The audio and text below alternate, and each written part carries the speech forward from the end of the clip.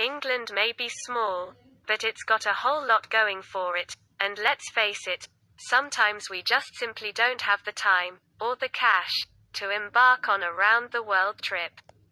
Often, a trip around Blighty can be just as awe-inspiring, with gorgeous countryside, stunning beaches, and delicious food. We've rounded up some top travel bloggers who spilled the beans on their favorite destinations in England, from bustling cities to off-the-beaten-track villages. Many of the bloggers are UK-based, so they know what they're talking about. Whether you're visiting from abroad or trying to plan your next trip, here to discover 10 of the best places to visit in England. 10. Bristol. My criteria for a great destination is one that has a vibrant food scene, plenty to see and do, and preferably has a bit of a hipster vibe. And luckily for me, I don't have to hop on a plane to find somewhere that ticks all of these boxes. Bristol is a city that seems to steal a little bit more of my heart with every visit. No matter when you arrive, there's always something to do. From the historic SS Great Britain to the mesmerizing aquarium and incredible street art everywhere you look. Travel there during the summer, and you're bound to stumble upon a festival like the weekend-long Harbour Fest that provides non-stop free entertainment, or the stunning International Balloon Fiesta, which sees hundreds of hot air balloons taking to the skies. Tourist-covered marketplace with plenty of food stalls, and finish your day with pizza and cider at the stable. Or for something a little different, go for tapas and a glass of wine overlooking the harbour at the Olive Shed. 9. The Lake District. The Lake District is my favourite national park in the UK, and one of the gems of the north of England. If you're interested in hiking, photography, outdoor adventures, cozy pubs with home-cooked food or visiting the homes of famous poets, then the Lake District is for you. Getting there couldn't be easier, with Ambleside and Windermere in the South Lakes a mere 30 minutes drive from the M6 motorway. Reaching the Lake District by train is easy too, with frequent departures from London taking a little over 2.5 hours, and prices from £22. Speaking of trains, you can take a train into the centre of the national park from Ravensglass deep into the Eskdale Valley. This is a narrow-gauge steam train ride, a journey you won't find anywhere else in the UK. Once you've finished canyoning, hiking or cycling around the beautiful countryside, the Lake District is full of cozy, welcoming pubs that serve more real ale than you can shake a stick at. Give the Royal Oak in Ambleside or the Dog and Gun in Keswick a try for a proper Cumbrian experience. 8. Brighton. Brighton is fantastic for everyone. Whether you're a couple looking for a romantic getaway, a family in need of some seaside fun, or a group of friends wanting to party the night away, we love wandering around the streets, and often you don't need to plan what to do in order to have a good time.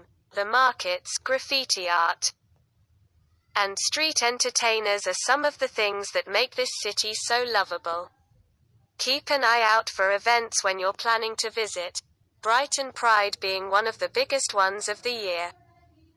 We love a classic fish and chips along the beach, or strolling through the lanes where you'll stumble across a series of little eateries. A couple of our favorite places to eat include the famous Coochie Woochie Doodah, which any chocolate lover would be mad to miss indulging in. Dos Sombreros is another favorite, an independent Mexican with a wide selection of delicious food and cocktails. The lanes are a collection of tiny fairy-like cobbled streets famous for their ornate shops and restaurants. Be prepared for them to be busy on a weekend, but they are lovely to explore and take in the Brighton culture, which is full of quirkiness.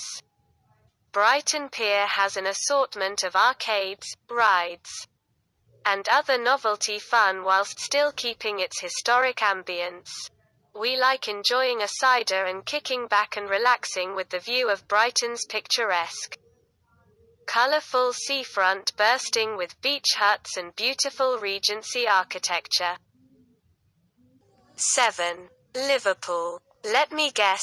When you think of Liverpool, your mind immediately goes to the infamous Scouse foursome, the Beatles. This UNESCO maritime city has so much more to offer and is the perfect addition to any UK trip. If you like architecture, this northern port town has the most Grade 1 listed buildings in the UK as well as Britain's largest cathedral. A 3-hour free walking tour departs every day at 11 a.m. in front of the Prince Albert statue, which attempts to explain the origins of the distinctive Scouse accent. It's really interesting and a great way to spend a morning. I love Liverpool for having one of the wildest nights out, especially if you're into dance music. Head to Heebie-Jeebies for some bangers. Hatter's Hostel is brilliant, as is Tavernco, which is just the best breakfast to nurse the hangover. They offer an amazing stack of fluffy American-style pancakes for only £3.95. 6. Bath. One of my favourite cities in the UK is Bath. Aside from simply being one of the prettiest cities in the south of England, all that honey-coloured Bath stone certainly helps. There's just so much to do there. For me, the highlight is Thermy Bath Spa, which is the only local spa to use the natural thermal spring water that first put this town on the map. And of course, you can't miss the Roman baths to learn all about the history of my favourite spa town. These gorgeous Georgian ballrooms were the setting for scenes from 2 of her novels. Then there's all the lovely Georgian architecture. I love the circus, and of course, there's the famous Royal Crescent. Just go for a walk around the city centre and enjoy it all. If you're looking for something a little bit quirky to do, check out the bizarre Bath comedy walking tours, unique, silly, and definitely memorable. 5. Oxford. Oxford may be well known as Cambridge's main university rival, but this city boasts so much more than that. Having said that, I definitely think it's worth exploring the university grounds, particularly the gorgeous Bodleian Library. I can't believe students actually study there. The University of Oxford Botanic Garden is also definitely worth checking out. It's a lovely peaceful way to spend a morning before more sightseeing. If you fancy something a bit more exciting, but still super relaxing, go for a punt. Oxford has great punting options. For a different kind of night out, head to the Oxford Playhouse, where you can watch traditional plays in an open-air theatre, but be prepared for rain. For some awesome coffee, you've got to head to Queen's Lane Coffee House, the oldest coffee house in Europe, in the beautiful area of Queen's Lane. Alternatively, there's Kitty Cafe. Yes, it's a cafe where you are surrounded by cats. It's hilarious and so cute. 4. Devon. I also crave the feeling of being somewhere a touch more exotic than the good old UK. Whenever I feel like I need a tropical fix but my budget can't quite stretch to a jaunt overseas, I head for Lidford Gorge in Devon. When you're standing at the foot of the White Lady waterfall, you could legitimately be in Bali or Mexico. Take a stroll up the path cut into the side of the gorge, step into the famous Devil's Cauldron, where the raging torrent has cut far down into the shiny black rock, and you'll be convinced that you've left England far behind you. Once you've emerged from the gorge, dazed, head for Brenta. Just as dramatic, but a world away. Climb the rugged Tor to the chapel perched at the top, which, amazingly, still puts on Sunday services, and drink in panoramic views over the moor all the way to the south coast. Explore Devon's winding lanes and head south to the likes of the Regency seaside resort of Sidmouth, which comes alive with its folk week in the summer, or north to Ilfracombe, where waves crash on a coast which, on a sunny summer's day, gives the Med a run for its money and surfers flock. This is prime camping country, perfect for a road trip and nights in coastal campsites or free camping in hidden spots on the moor. Come prepared for the rain, as it's anything but dry down here. But it'll enchant you anyway. 3. Cambridge. Cambridge for me is a perfect escape from reality. I often feel like I've stumbled into some Tudor fantasy. One of the key attractions of Cambridge that you can't miss is the world-famous university. The 30-odd colleges essentially pin the city together. You can enter some of the haloed ivory towers for free but expect to pay around £5 to enter some of the more famous colleges.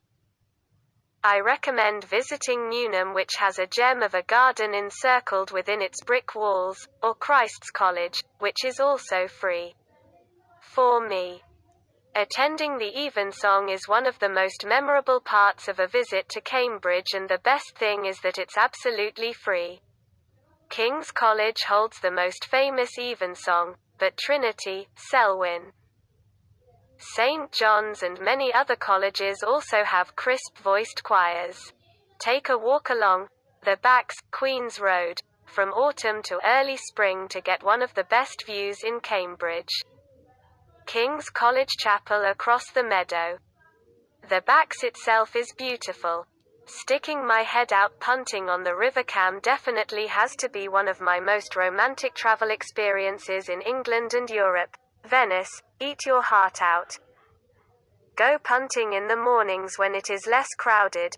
I recommend going with local operators Scudamores, who offer an excellent 45-minute guided tour of the Backs. Book online as it costs less than booking at the kiosk. 2. York. York is one of the prettiest cities in the north of England and I absolutely love it. It's full of cozy cafes and there's so much to see. This might be touristy, but York Minster is a must. It's an imposing Gothic cathedral and definitely a landmark of York. It's £10 to enter, but this includes a guided tour and it's fascinating to learn about the history. One of the windows is the biggest stained glass area in the whole world. You've also got to visit the Shambles, potentially my favorite area of York, filled with gorgeous picturesque cobbled streets, cute little cafes, and restaurants. And also the inspiration for Harry Potter's Diagon Alley. Head to the Teddy Bear Tea Rooms, a gorgeously quirky cafe with fabulous scones. Jorvik Viking Centre sounds random, but it is super interesting and one of the best things I've done in York. The exhibitions about the history of the Vikings is actually so interesting, with amazing preserved artifacts, and the whole thing feels like an old Viking city. And lastly, you cannot miss a visit to the Café 68 Gillygate for a delicious traditional brunch. They do an excellent veggie breakfast. 1. London. It might be touristy, but sometimes I just love being a tourist in my own city. I think one of the best ways to see London is by river with a hop-on hop-off river cruise. These usually cost around the £10 mark and, as the name suggests, you can get on and off as many times as you like. Starting at Westminster Pier, the cruise goes all the way down to Greenwich, where adrenaline junkies can climb the O2 Arena, and you can ride the Emirates cable car to get an awesome view of the city from the sky. The last time I rode the cable cars was pretty windy, which makes for an, exciting ride. Once you've done the well-trodden tourist track, head east to the trendy Shoreditch, home of the hipster and the backdrop for an awesome Instagram picture or two. This is my favorite part of London, as you can't turn a corner without bumping into some awesome street art. You can even take a street art walking tour if you fancy it. And there are some amazing Places for brunch, smashed avocado galore. One of my regular spots is Cream where they do amazing juices. If you love cereal, then you have to check out the Cereal Killer Cafe where classic cereals are on offer at any time of the day, and for a lively lunch try Bounce where you can play ping pong in between drinks.